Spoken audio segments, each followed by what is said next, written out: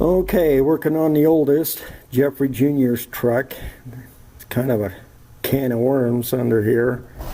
People did some real redneck repairs. I'm going to start working on this, trying to get it all straightened up and fixed up. Try to eliminate a bunch of these fusible links. Worst nightmare invention somebody ever made. I'm going with Filthy Rich over there at DeBoss Garage, except I'm going just a little different than he did because of what I have. I think this fender, this Taiwan tin, when I say Taiwan tin, it's aftermarket junk from Taiwan, didn't have all the proper holes and everything over here, so they had the horns all sticking out here where the battery's supposed to be and everything, so I tucked them in underneath where they're supposed to go. I'm just duplicating my truck there. This I think's for the overdrive. I don't know. Goes down to the tranny. It's a fuse box. But we're getting ready to do some work here. This off my parts truck out that I use for the black sheep. I'm going to hack it up in whatever slots to get rid of those fusible links. Right now I just taking my little back saw here, riding up against the edge there, sawing down there, and getting rid of this part of it. We're going to probably cut this section out too with the die grinder or something. Clean it up, make it a little smaller so it'll fit underneath the hood there a little better. And we'll probably build a box or something, eliminate a bunch of these. We don't need all these wires. But we'll save a few spots in case he decides to add some accessories. Okay, just want to show you a neat little tool I picked up online. Cost me about 40 bucks with shipping. It's a digital tachometer. All you do is push this and there's a laser that shines down about 2 feet. You can go about 2 feet. You just have to take a strip of this reflective tape that they give you, and I got miles of this stuff because I do vinyl. But I just cut about 1 inch off and stuck it down in one of the grooves on the harmonic balancer, so it's kind of protected. But this thing will do 99,999 RPMs, and it's 99.9 accurate, they say. But like I said, all you gotta do is push that.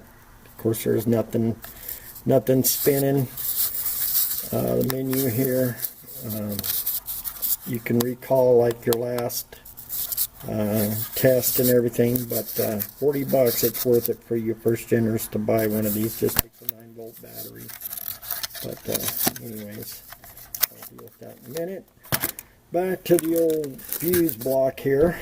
Now notice I got tape on the top here. I got done cutting it down the side coming in. This one's all by itself, so I just put yellow tape for it over here and over here, so I know which ones are which. Now these red wires that are all clustered, well, they come off the red bank over here. I'm trying to move this thing around.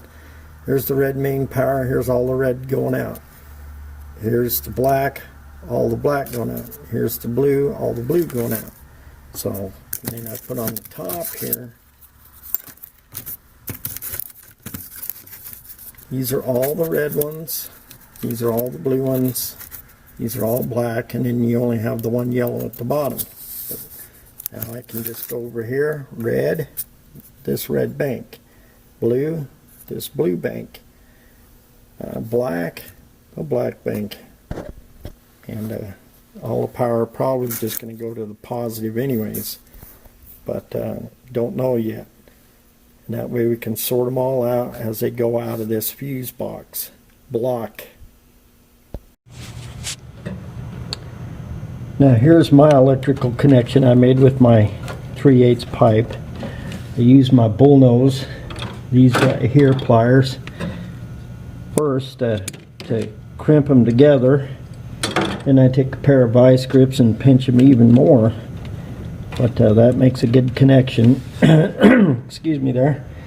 This is my positives coming in, going all the way out into here now to the back of the fuse block. Now I got these separated because some of these are separated here. Deal with later. But Anyways, this is the cluster they had in there. I don't know. It's kind of, I don't know. It's just not good. These are all the fusible links that the factory put on, and replacements. These are like replacement ones. These aren't original. Excuse me again. They had this on there. Crimping all the wires to the positive on this here. And I just disconnected it and did that. Now I got heat shrink wrap. I'm gonna slide down over the connection and heat it up and shrink around that before I put tape on that. Well, here's the finished product of my kid's truck. Got rid of all the fusible links and hooked everything into that. Now when fuses blow out, I'll just replace probably with these breakers like the DeBoss guy did. Filthy rich, but definitely cleaned this up a lot nicer. Here's a new addition to the black sheep. This is for my wife. She's a grandma. We're getting older.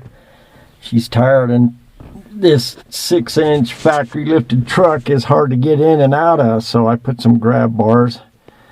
I robbed them out of a Ford Explorer, like a early 2000 model. Tried to match as close as gray as I possibly could. It's kind of in between the headliner and the trim, but it'll work for now. I just used one of the old holes that hold the trim and drilled a new hole in both spots. Trim hole and a new hole. So, good place for her to grab onto.